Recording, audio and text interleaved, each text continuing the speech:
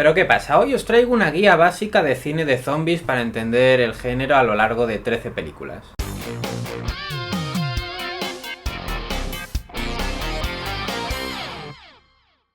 El gabinete del Dr. Caligari, 1920. Normalmente no se suele mencionar el gabinete del Dr. Caligari como la primera película de zombies, y aunque su argumento no se centra en la figura del zombie, el personaje de Cesare es de hecho un zombie clásico en toda regla, como los que aparecerían a lo largo de las 3 décadas siguientes. Así pues, no solo estamos hablando de uno de los máximos exponentes del expresionismo alemán, con un uso del decorado y las luces que aún hoy sigue influenciando a una gran cantidad de directores, sino de la precursora del zombie clásico. Ahí es nada. White Zombie, 1932. Ahora sí, casi una década después nos encontramos con la que se considera la primera película de zombies de la historia. Se trata de una película independiente que adapta casi ilegalmente una obra de teatro, que a su vez adapta un libro. Esta película fue mal recibida por la crítica por el simple hecho de que no todo su metraje era sonoro en una época en la que, a no ser que tuvieras los huevos cuadrados como Chaplin, era lo que la industria imponía. Aún así se ganó al público y hoy es recordada como el nacimiento del zombie clásico, el zombie vudú, personas sin voluntad controladas por un amo, en este caso el genial Bela Lugosi, que venía de petarlo con Drácula.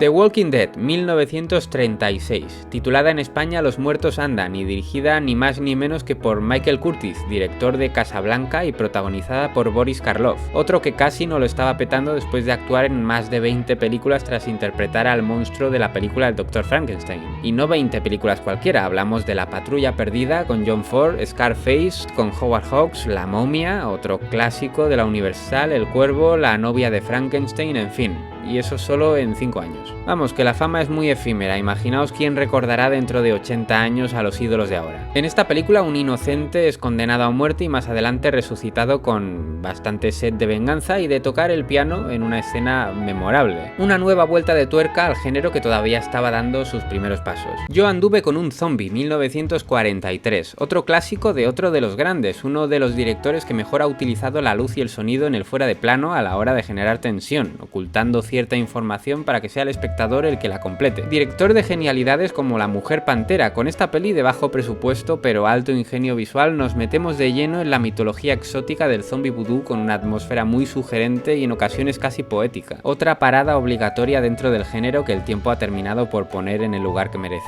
Zombies en Broadway, 1945. Estamos ante el inicio de las comedias de zombies, de hecho la relevancia histórica de esta película es básicamente esa. Ser precursora de lo que ahora llaman Zombiedi. Ese y juntar en una película a dos grandes como los ya mencionados Bela Lugosi y Boris Karloff, que eran el reclamo comercial. Artísticamente no hay mucho que remarcar, pero aún así tiene un lugar en la historia. A veces no solo importa ser bueno, también llegar en el momento adecuado. Con la llegada de los años 50 y la normalización de los televisores en el hogar mediante Mundovisión, Eurovisión y demás, y no me estoy refiriendo al programa de gente que canta, nos plantamos en la época dorada de la ciencia ficción. Extraterrestres, robots, viajes en el tiempo, en el espacio, en las dimensiones, esa era la movida ahora. Si a esto le sumamos la decadencia de los grandes del terror, nos encontramos con una década que, aunque gloriosa para ciertos géneros, no supuso gran cosa para los muertos vivientes. Aún así podemos escarbar y encontrarnos películas como Invasores Invisibles en 1959, donde una raza extraterrestre intenta hacerse con el control de la Tierra tomando prestados los cadáveres de los propios terrícolas. Como extra o curiosidad también cabe mencionar la serie Zombies de la Estratosfera de 1952, donde aparecía el mismísimo Leonard Nimoy. Serie en la que unos marcianos quieren explotar una bomba que mande al carajo el planeta Tierra y lo saque de su órbita para sustituirlo por Marte, porque ahí se está mejor. Aunque sinceramente creo que la palabra zombie era más bien un reclamo comercial. Bien, pasados los años 50 y visto el evidente desgaste que había sufrido el género, había que renovarse o morir, y aquí es cuando llega George Andrew Romero y crea el llamado zombie moderno con su imprescindible La Noche de los Muertos Vivientes en 1968,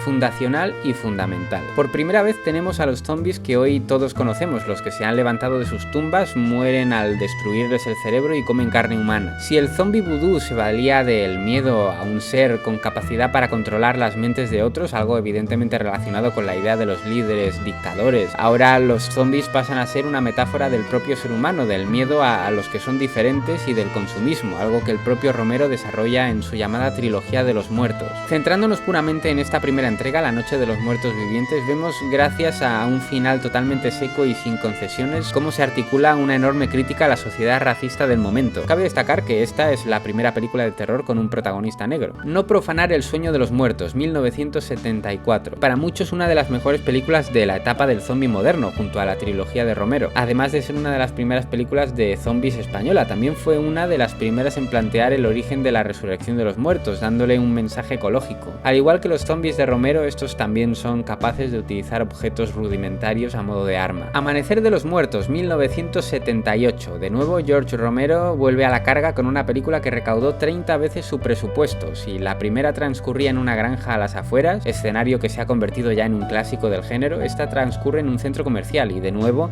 este escenario se convirtió en habitual. Es absurdo mencionar de qué ha sido referencia, porque todo el género, videojuegos, series, cómics, películas, tienen como referencia la trilogía de Romero. Es en esta entrega donde se desarrolla por completo su crítica a la sociedad de consumo. Zombie 2. Llega el turno de Lucio Fulci, algo así como el Romero italiano, Spaghetti Zombie, y no se trata de comida asesina, sino de una forma de llamar al cine de zombies italiano. Esta película, narrativamente deslavazada, fue un enorme éxito que aprovechó que El Amanecer de los Muertos se tituló Zombie fuera de sus fronteras, para presentarse como una especie de secuela no autorizada. La caracterización de los muertos vivientes fue uno de sus fuertes, dándole un aspecto podrido, terroso y en ocasiones lleno de gusanos.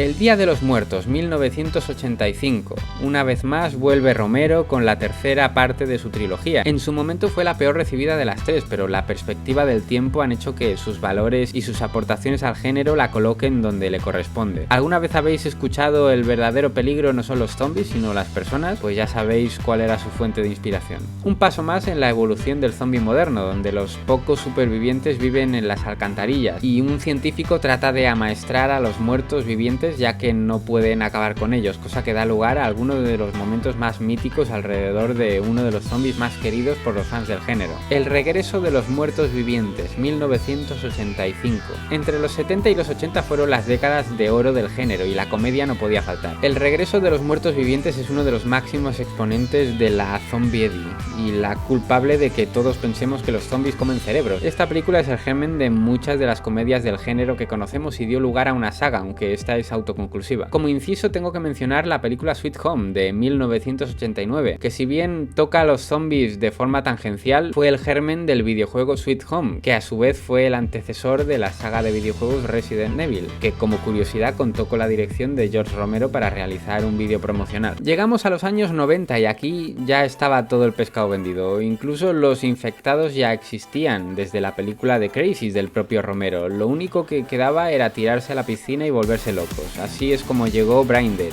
Tu madre se ha comido a mi perro. En 1992, dirigida por Peter Jackson en su época más enérgica y desenfadada, es un auténtico desfase gore y se dice que es la película más sangrienta de la historia. Después de esto han habido buenas películas de zombies, pero ya estaba todo dicho, unos corrían más, otros menos, pero estas son las 13 películas que has de ver para conocer y entender la evolución del género, además de algunos incisos a modo de extra. Y hasta aquí esta guía para iniciarse con buen pie en el género. Si no me funden con los derechos de autor, quizás me la juegue en otro vídeo. Ahora voy a quitarme esta mierda.